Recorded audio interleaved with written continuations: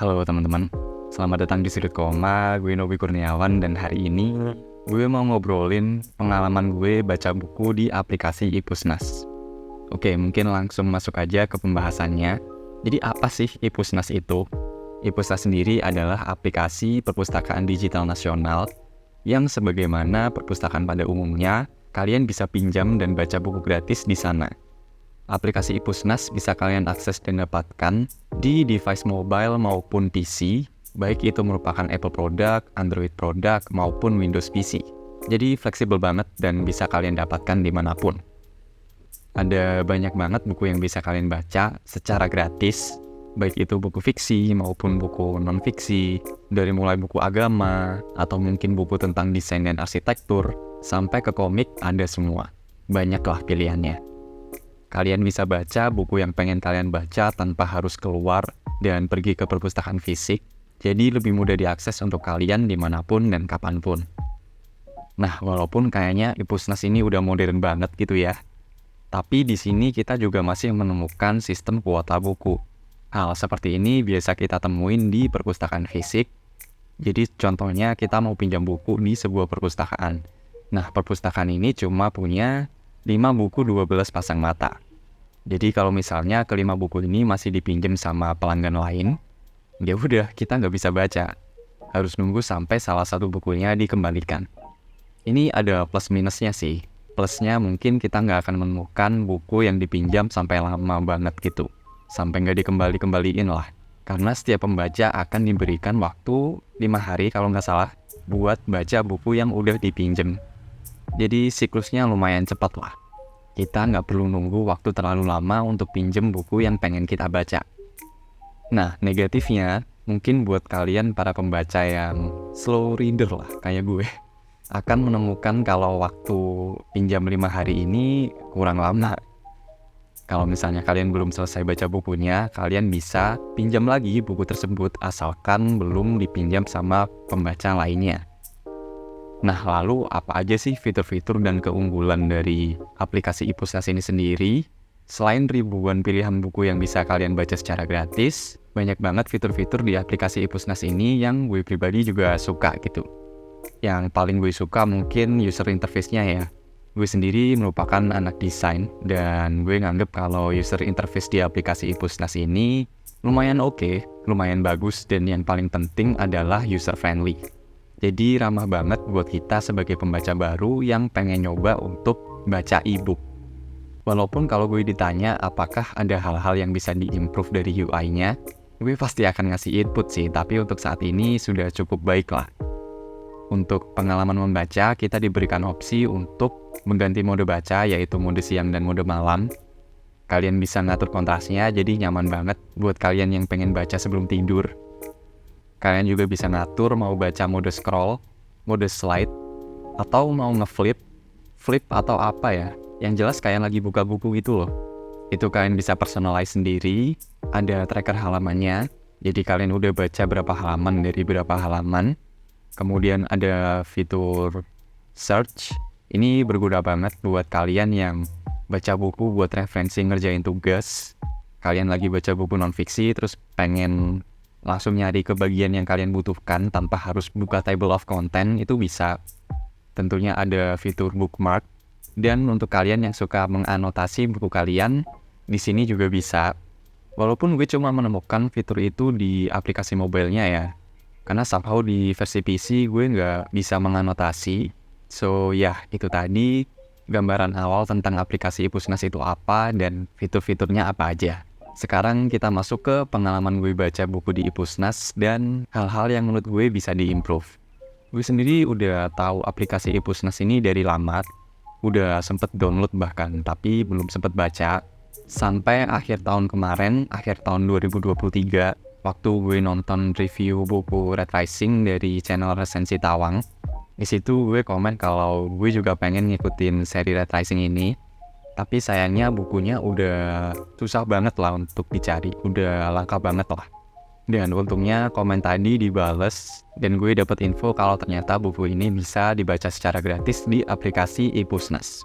Nah, mulai dari situ gue mulai baca buku di aplikasi Ipusnas. Gue nyoba baca di 2 versi, yaitu versi mobile dan versi PC. Dan sampai saat ini, sampai gue nge-record video ini, gue udah baca 4-5 buku. Udah cukup lumayan lah yang gue baca di sana. Dan makanya sekarang gue mau nge-share pengalaman itu ke kalian. Nah, gue sendiri udah cukup lama browsing-browsing koleksi buku mereka. Ya, mungkin nggak semua buku yang pengen gue baca ada di sana sih. Tapi at least gue masih menemukan cukup banyak buku dari wishlist gue yang emang pengen gue baca. Dan sekali lagi, enaknya di sini bisa dibaca secara gratis. Gue sendiri akan berencana untuk menggunakan Ipusnas ini untuk baca-baca buku yang emang pengen gue baca, tapi gue nggak ngerasa urgent buat beli bukunya di toko buku gitu. Karena ya gue punya budget yang terbatas dan masih banyak buku-buku lainnya yang pengen lebih dulu gue beli. Menurut gue itu strategi yang oke sih, bisa bikin hemat juga kan. Gue nggak akan full beralih ke Ipusnas karena gue tetap lebih suka baca buku fisik. Nah, sekarang untuk hal-hal yang bisa diimprove dari Ipusnas ini sendiri, yaitu kekurangan-kekurangan yang gue temukan. Seperti yang gue udah bilang di awal, kalau UI dari aplikasi Ipusnas ini sendiri udah cukup bagus, tapi untuk UX-nya atau user experience-nya bisa ditambah lagi lah. Yang pertama dan yang paling gue notice adalah kalau kita masuk ke aplikasinya, kita akan masuk ke semacam beranda gitu. Di sana ada menu, ada kategori buku, kemudian ada banyak buku yang di-display. Nah, masalahnya di sini adalah gue ngerasa kalau nggak ada algoritma di buku-buku yang di-display ini. Jadi buku-buku yang muncul di beranda adalah buku-buku random gitu. Menurut gue pribadi akan jauh lebih baik kalau ada algoritma yang menyeleksi buku-buku apa aja yang ditampilkan di layar awal aplikasi. Mungkin buku-buku yang baru masuk ke aplikasi Ipusnas, atau kalau mau lebih oke lagi mungkin buku-buku yang lagi naik. Menurut gue kalau algoritma seperti itu ditetapkan, maka aplikasi Ipusnas ini akan jadi jauh lebih menarik gitu. Karena jujur hal ini juga yang bikin gue nggak jadi baca di Ipusnas waktu gue pertama kali download aplikasinya dulu. Pas gue buka, judulnya aneh-aneh.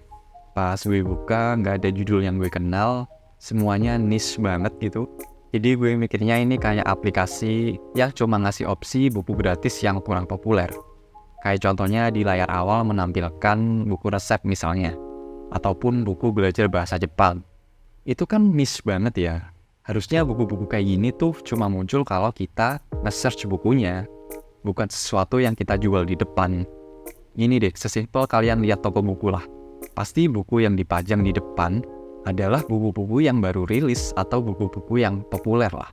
Sehingga akan lebih menarik perhatian para pembaca. Itu satu. Kemudian yang kedua adalah algoritma pencarian buku. Waktu itu gue pengen baca buku The Alchemist.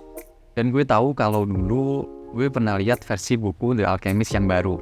Yang kayak gini di aplikasi Ipusnas. Versi terbaru, versi revisi. Tapi pas gue pengen baca dan gue search bukunya, yang muncul malah The Alchemist versi lama.